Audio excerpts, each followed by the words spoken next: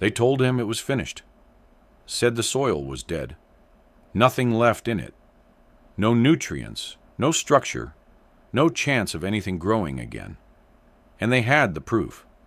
Years of failed crops, fields that wouldn't hold moisture, harvests that got smaller, until they disappeared completely. Most people had already moved on, left it behind. Because once land gets to that point, you don't fix it. You replace it. Start somewhere else. That's what made sense. That's what everyone did. But he didn't leave. Instead, he made one last decision, not to sell it, not to walk away, but to plant again. One more time. And when he did, something happened no one expected. The land hadn't always been like that. There was a time when it produced just fine, good harvests, healthy crops, enough to make it worth working. But over the years, something changed. The same fields were planted, season after season, same crops, same methods, pushed harder each time. Because when yields started to drop, the answer wasn't to slow down. It was to try and get more out of it. More fertilizer, more planting cycles, less time for the soil to recover, until eventually it stopped responding.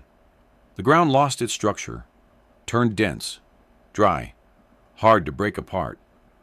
Rain didn't soak in the same way.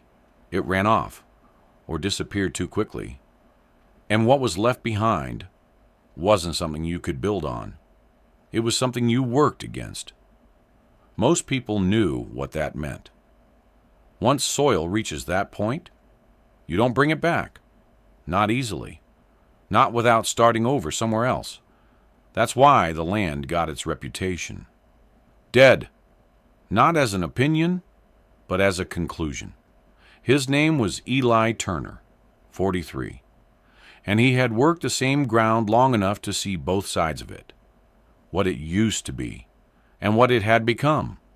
But the more he looked at it, the more something didn't add up. Because even in the worst parts of the field, there were small signs.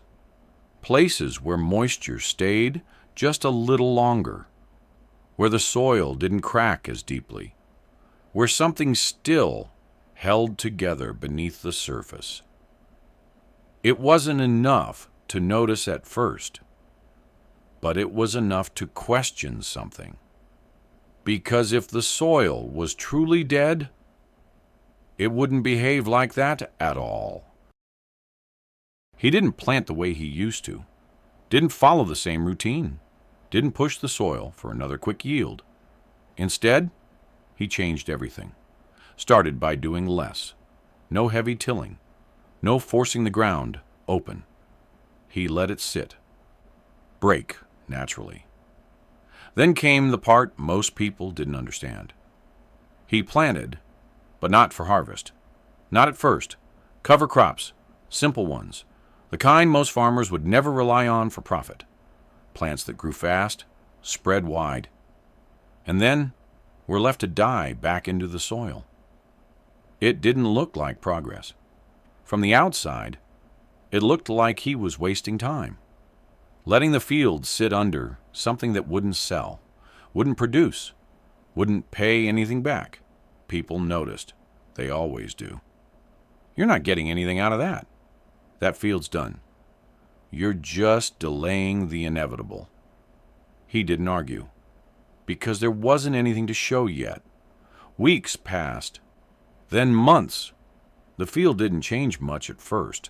Still dry, still uneven, still quiet. But beneath the surface, something was happening.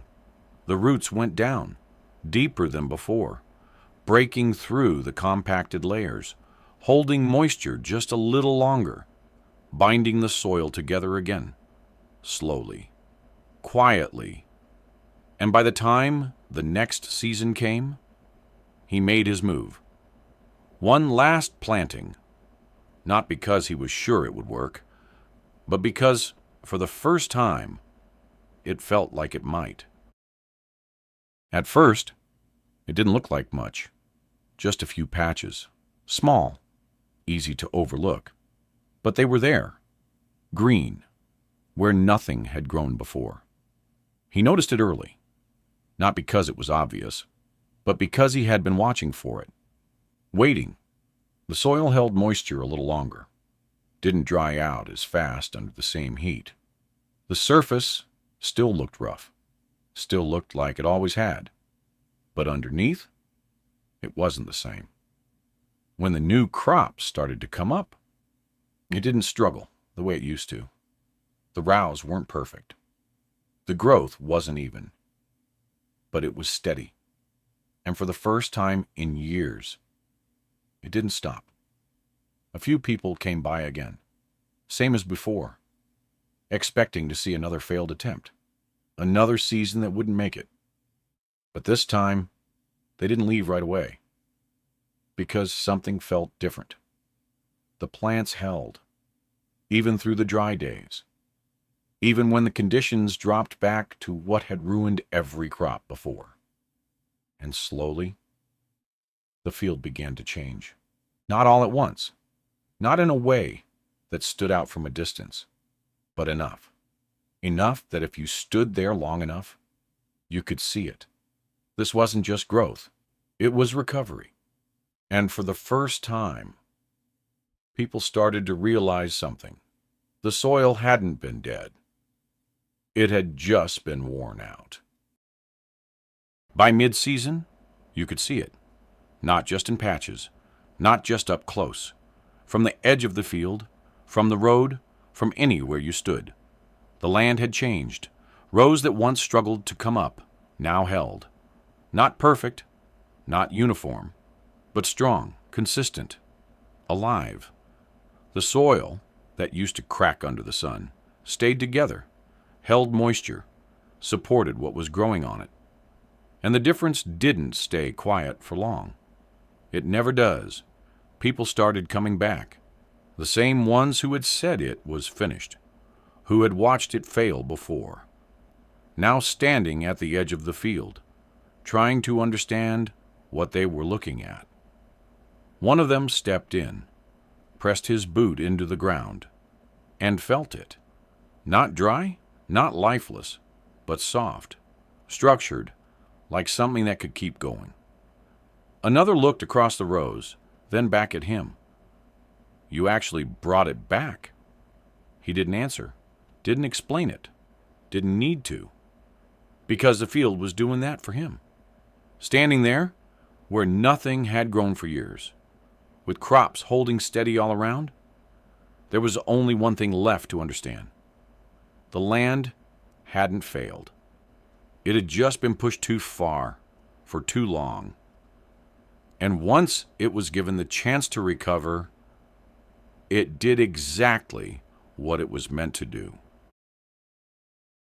After that, people didn't call it dead anymore. Not that land, not after seeing what it could become. But nothing about it had changed overnight. It wasn't luck, it wasn't timing, and it wasn't something new that had suddenly appeared. It was something that had always been there, just worn down, pushed past its limit, given no time to recover. Eli didn't try to prove anything after that. Didn't go out explaining what he had done. Didn't argue with anyone who had doubted it before. He just kept working the land. Differently this time. Slower, with more patience, because he understood something most people don't. That when something stops working, it doesn't always mean it's finished. Sometimes, it just means it's been used too hard, for too long.